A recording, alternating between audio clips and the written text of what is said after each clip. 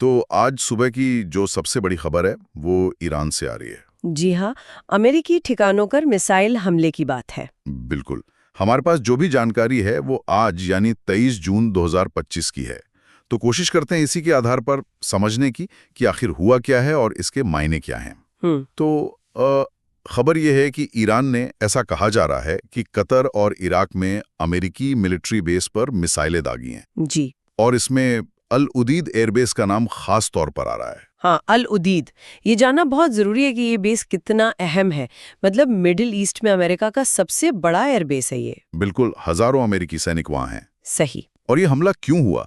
कहा जा रहा है कि ये सीधी प्रतिक्रिया है उस हमले की जो अमेरिका ने इसी हफ्ते ईरान के परमाणु ठिकानों पर किया था। जी बिल्कुल। ये एक तरह से बदला लेने वाली कार्रवाई लग रही है। और जो जानकारी मिल रही है उसके मुताबिक ईरान की IRGC मतलब इस्लामिक रेवोल्यूशनरी गार्ड कॉर्प्स, हाँ, IRGC। उन्होंने इसकी जिम्मेदारी ली है और इसे अमेरिकी ठिकानों पर एक विनाशकारी और शक्तिशाली मिसाइल हमला बताया है। विनाशकारी ये शब्द थोड़ा चौंकाने वाला है, लेकिन क्या वाकई ऐसा हुआ? मतलब नुकसान कितना हुआ है? क्योंकि दोहा के ऊपर धमाकों की खबरें तो थीं। हाँ, ये बात दिलचस्प है। धमाकों की खबरें तो आईं, लेकिन जो कतर का विदेश मंत्रालय कह रहा है, उन्होंने पुष्टि की है कि उनके एयर डिफेंस सिस्टम ने आने वाली सभी मिसाइलों को हवा में ही रोक दिया, इंटरसेप्ट कर लिया। अच्छा, सारी मिसाइलें रोक लें? हाँ, उनके बयान के मुताबिक सभी मिसाइलों को सफलतापूर्वक रोक दिया गया और कोई जानी या माली नुकसान नहीं हुआ है। अच्छा, ये तो बड़ी बात है।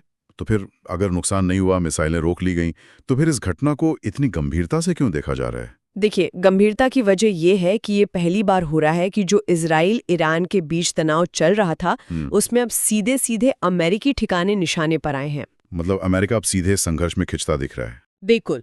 और टाइमिंग भी देखिए, ये हमला अमेरिका के कथित हमले के कुछ ही घंटों के अंदर हुआ है।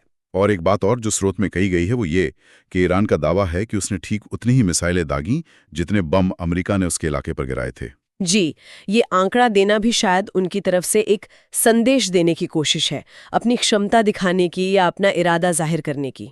हाँ, हो सकता है। जाहिर है, कतर ने भी कहा है कि वो अंतर्राष्ट्रीय कानून के तहत जवाब देने का अधिकार रखते हैं और वो अमेरिका के साथ मिलकर हालात पर नजर रखे हुए हैं।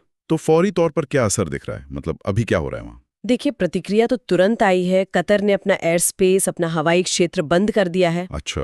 और जैसा आपने पहले भी कहा, इलाके में जो अमेरिकी और ब्रिटिश दूतावास हैं, उन्होंने अपने नागरिकों को अलर्ट जारी किया है, सुरक्षित रहने को कहा है। तो भले ही कोई सीधा नुकसान ना हुआ हो, पर माहौल तो तनावपूर्ण हो गया है। बिल्कुल, तनाव और चिंता तो है ही। तो अब बड़ा सवाल यही है कि आगे क्या? अमेरिका